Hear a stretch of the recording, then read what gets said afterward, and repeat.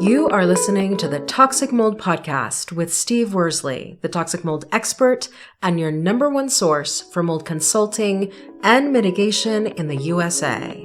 Let's dive into a brand new episode. Before we get started on this episode, here's a not so short disclaimer.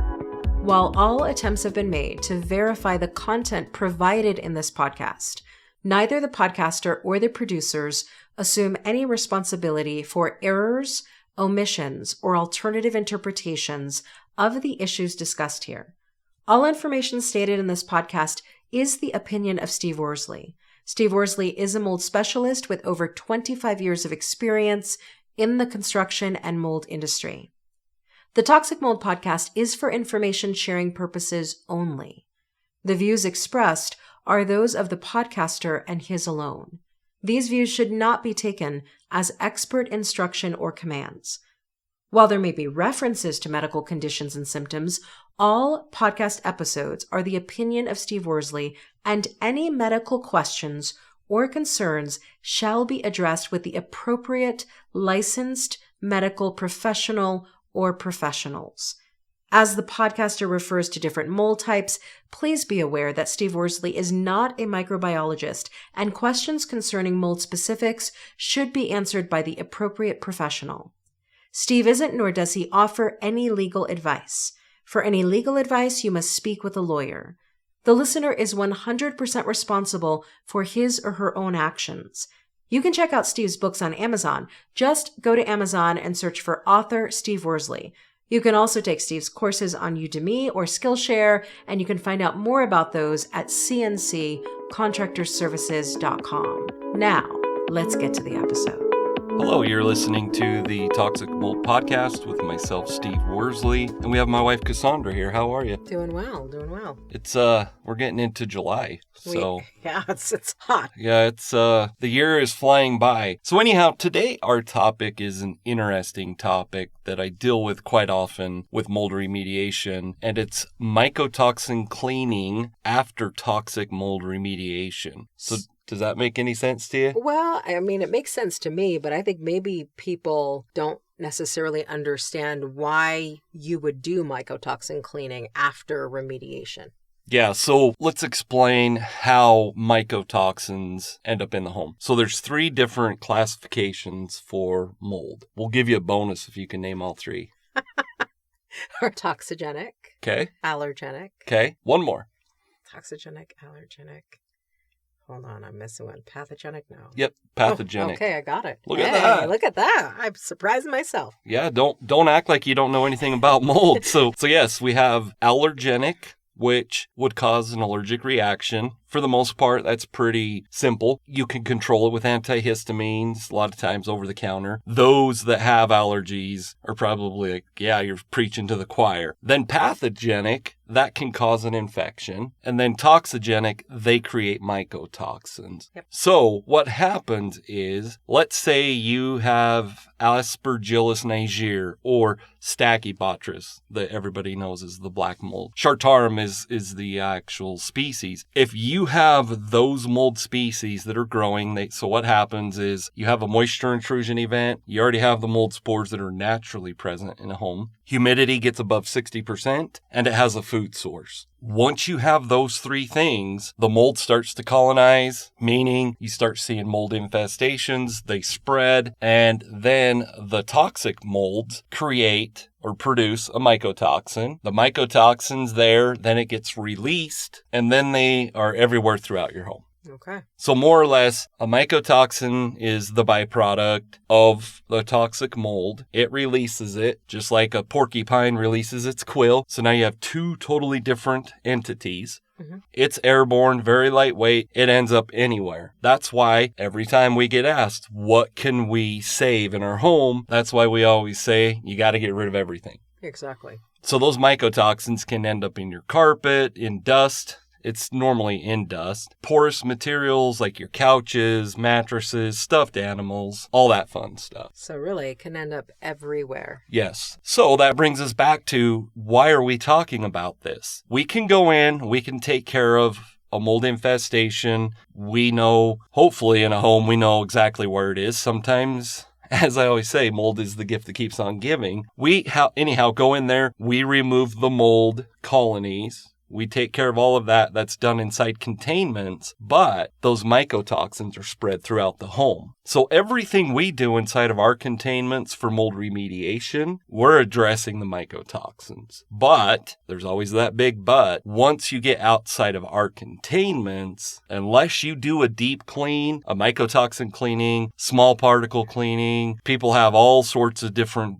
terms to use. But my point is once we're all done and we pull our containments down, then we have to address the mycotoxin. And I think you talk about this in your digital bundle, the mycotoxin prevention kit. But when do you address mycotoxins? It's part of the mold remediation process. So here's where I've got a question for you. So then do you think that people should expect that if they're getting mold remediation done, then they're getting mycotoxin cleaning as part of what they've paid for the mold remediation?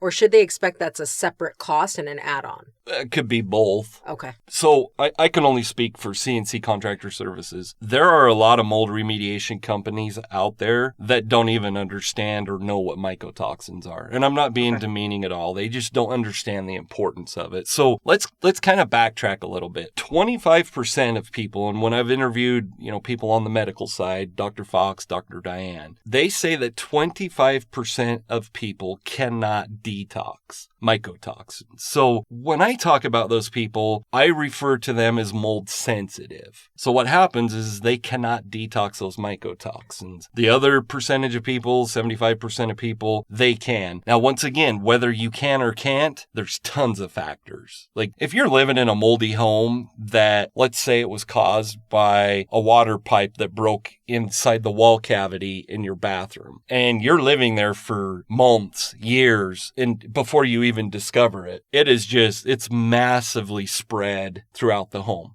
Mm-hmm. Now, on the other hand, if you have a situation where you discovered the defect, so the broken water pipe, quickly, it probably was, something that maybe went on for a few days. You fixed the water line and the mold infestation's not very large. So my point is for our listeners, like when I hear this all the time, I'm a renter or we have nowhere to go, we don't have the money for remediation. What can we do to stay in the home? Once again, that's not up to me. That's up to our listeners' bodies. Mm-hmm. Does that make sense? That does make sense. And so I guess my point is some people can detox that and it's not a problem and some can't. I think Dr. Fox is who said this. She said, it's like a bucket, or I can't remember. Maybe it was Heather, the health coach. I think it was Heather. She compared it to a bucket. So if you think about a bucket, it's 3/4 full. Let's say you get exposed to mycotoxins, and some of us can keep that bucket from not overflowing, and some people, it pushes them over the edge. Absolutely.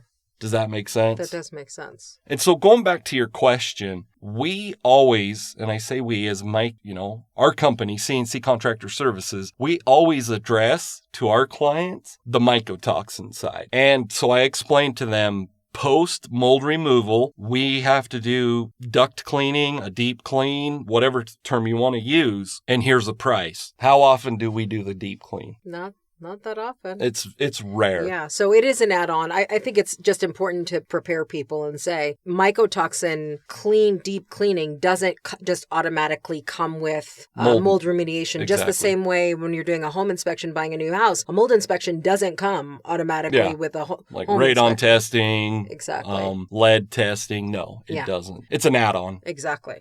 And that took me forever to answer that question, but it does bring up a good point because we see this quite often. And just to be clear with our listeners, yes, you should have it all done. Mm-hmm. But if you can't afford it, you can't afford it. And so then we have people that are like, well, I can just pay a cleaning lady. Or they'll ask me, Steve, can I pay a cleaning lady? And I'm like, yeah, it's going to be a lot cheaper, but they're not going to have the equipment and the stuff that we use. Yeah, but a deep clean doesn't necessarily equate to a mycotoxin cleaning.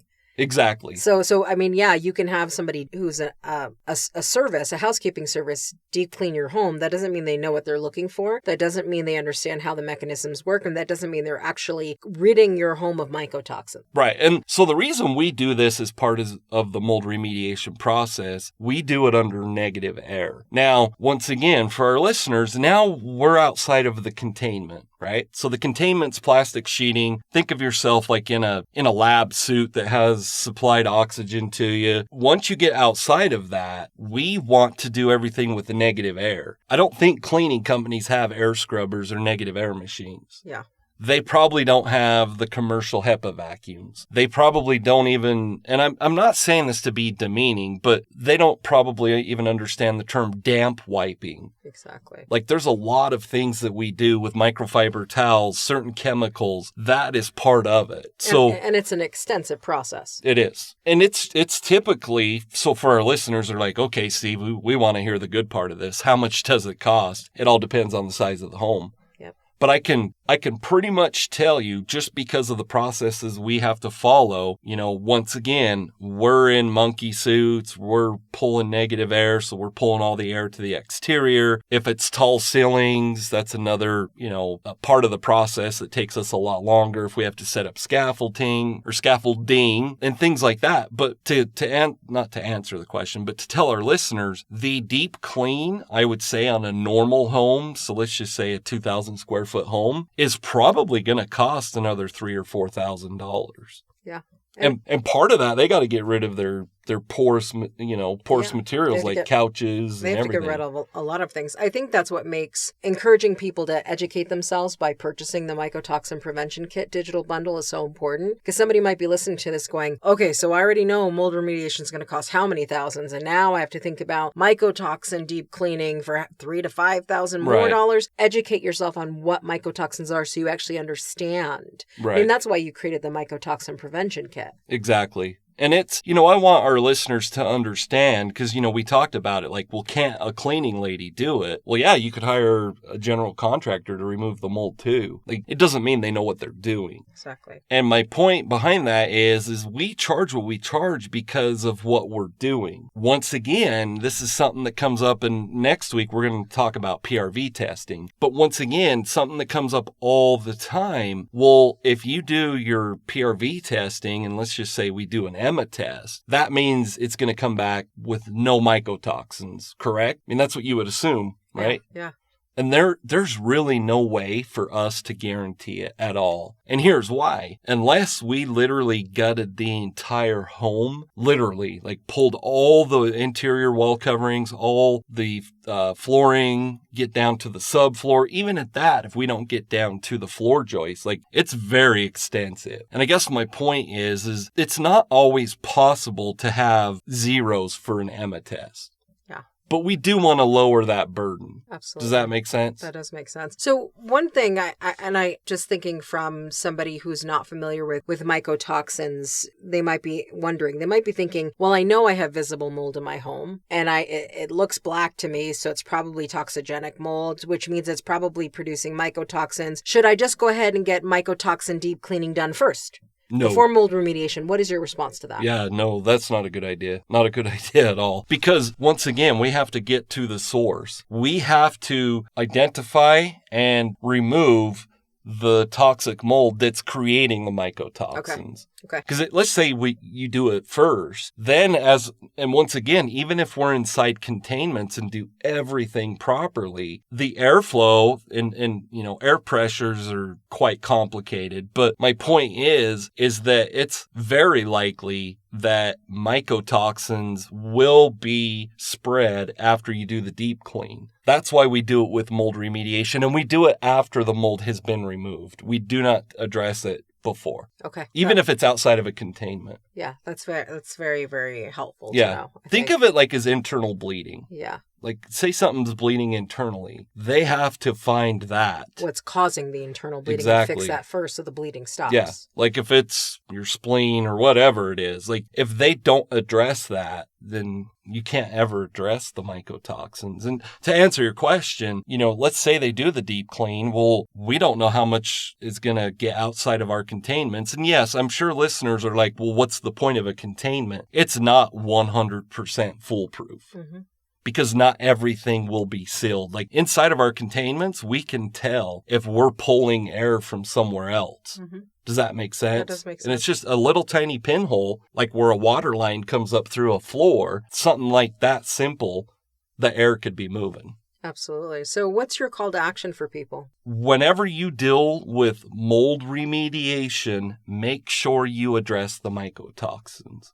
Absolutely. And if you listen to this and you're still like, I'm not even sure what mycotoxins are, that's the reason we created the Mycotoxin Prevention Kit. It's a digital educational bundle that for a very low price will help you really deeply understand what we've just talked about. Yeah, I think for now, we just started it. You probably know better than I do, but I think it's less than $30. Yeah, I think it's $29. So literally, you get a full education on mycotoxins that you have forever. You can review over and over again, available to you. And explain to our listeners what's in that package. So in the Mycotoxin Prevention Kit, you really get to understand what mycotoxins are, what causes them, how to actually handle preventing mycotoxins, mitigating mycotoxins, but you also get a bunch of worksheets, workbooks to really help you prevent, track, document, everything you need to really deal with a potential mycotoxin issue, or if you know you've got one, is in that bundle. I do audios that I recorded, videos we've created. Like you said, there's worksheets, there's tons of information. For $29, you're getting a ton of information. So I'll put that in the podcast episode description, the link for that. So for our listeners, go to our website. It'll be under mycotoxins. It's well worth it. I think it's over 3 days, correct? Absolutely. It's delivered, once you purchase the Mycotoxin Prevention Kit, you will receive day 1, and there are 3 days of emails that gives you all the content. Okay. Well, there you have it. So today we talked about mycotoxin cleaning after toxic mold remediation. Make sure you address that when you're dealing with mold. For all you listeners, thanks for listening and have a great week. Thank you for listening to this episode. Make sure you go to our website at cnccontractorservices.com and sign up for the mold investigation checklist. Again, go to cnccontractorservices.com and get your free mold investigation checklist today. You can also on cnccontractorservices.com find out more about Steve's courses and books and consultations. Once again, go to cnccontractorservices.com.